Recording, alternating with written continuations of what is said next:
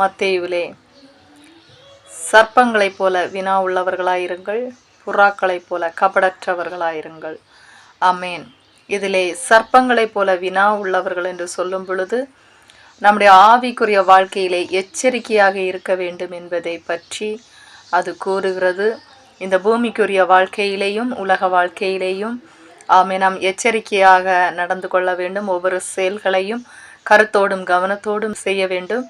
ஏனே சொன்னால் எவனை விளங்கலாமோ என்று கர்ஜிக்கிற சிங்கம் போல வகை தேடி சுற்றித் திரிகிற ஒரு பிசாசு இருக்கிறான்.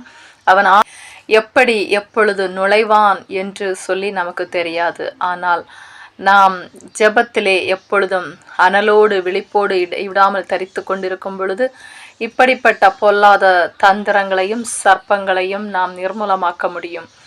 ஏனென்று சொன்னால் அவன் வஞ்சிக்கிறவன், ஏமாற்றுகிறவன். நம்முடைய ஆவிக்குரிய வாழ்க்கையை எப்பொழுது தகர்த்து போடலாம் என்று சொல்லி அவன் சுற்றி திரிந்து அலைந்து திரிகிறான்.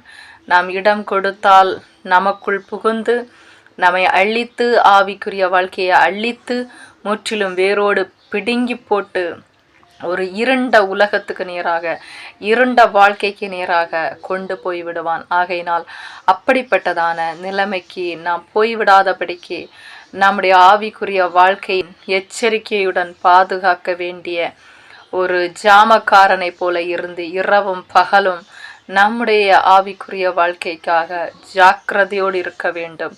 அவனுடைய தந்திரங்களை அழிக்க வேண்டும். அவனுடைய தந்திரங்களை நாம் வேத புத்தகத்தின் மூலமாக அறிந்து கொள்ளுகிறோமே. ஆகையினால் அவருடைய தந்திரத்துக்கு எதிர்த்து நில்லுங்கள், இனம் கண்டு கொள்ளுங்கள்.